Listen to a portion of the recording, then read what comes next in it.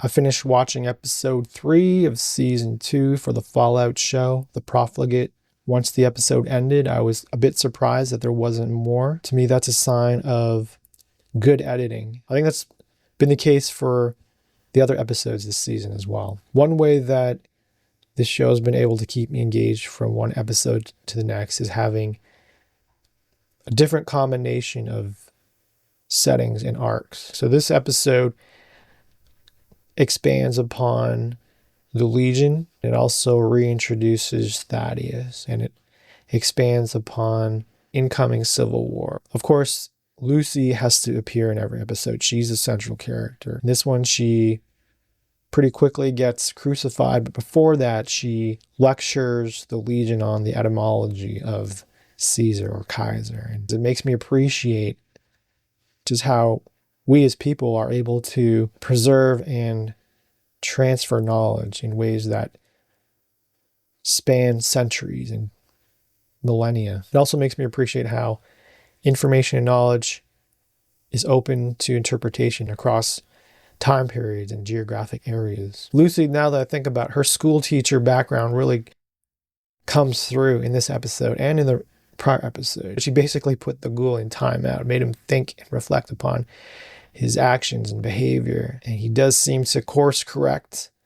You could argue that him coming to save Lucy is self-interested, and that's certainly true, but he does mention to the dog he hasn't really had anyone worth talking to in a while, and I think Lucy will eventually become that type of person to him. Speaking of school teachers, Thaddeus, he would be a school teacher, a good school teacher, if he weren't like the floor manager of a factory in which children, ghouls and non-ghouls alike, are collecting bottle caps for like 20-hour shifts, reminding the kids that they're lucky to be alive. It's funny. And of course, that factory is a setting for the pretty fateful event at the end of the episode.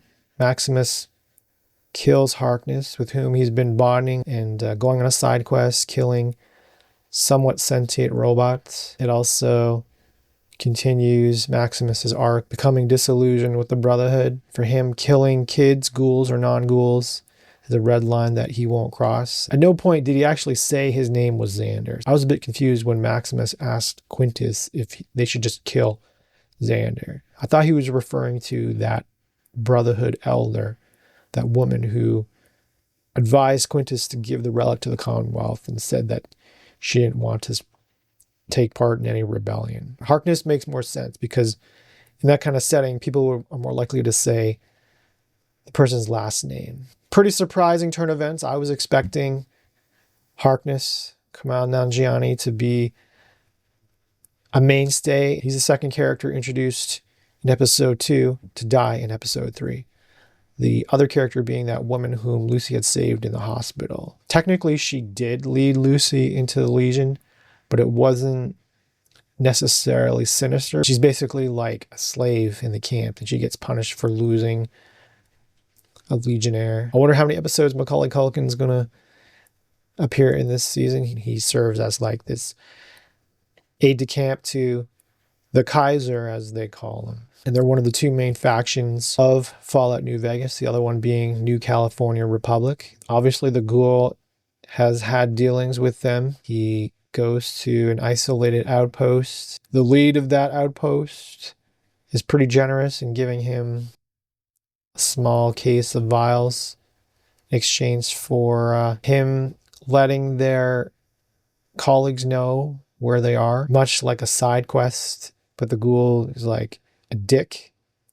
He takes it anyway. He even taunts the NCR as he's leaving, saying that anything that dies probably deserves to die. At first I thought he was selling them out to the Legion when he's negotiating for Lucy's freedom. Does them a solid by blowing up their barrel or igniting their barrels of dynamite. The connection between the present day and the flashbacks is him ultimately getting a lighter from his colleague and former brother in arms, Charlie, who had gotten that lighter from that congresswoman at that gathering of veterans. Charlie gets that gift and he gives it to Howard, encouraging him to kill Mr. House, whom kind of ambushes him, not physically ambushing him, but strategically ambushes him in that restroom. I like that detail of the ghoul carrying Lucy's gear. Initially, I was a bit confused on my second viewing. I was wondering, where did the ghoul get that rifle? Obviously, she's been crucified for who knows how many hours. She's weak. So it makes sense that more out of practicality, he's carrying her stuff for her.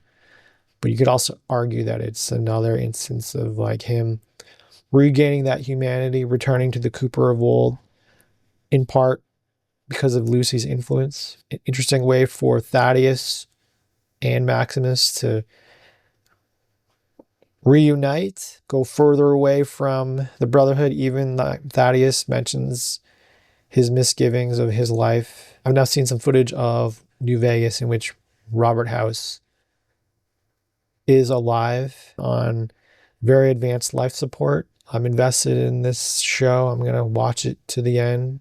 Apparently it's going to go on for 5 seasons. I don't think it'll have the cultural reach and influence as Stranger Things that's now concluded. The blogosphere is still talking about that series finale that had aired on New Year's Eve, like this episode, albeit a dozen hours or so after. But I can't imagine any other video game adaptation coming close to this Fallout show's quality.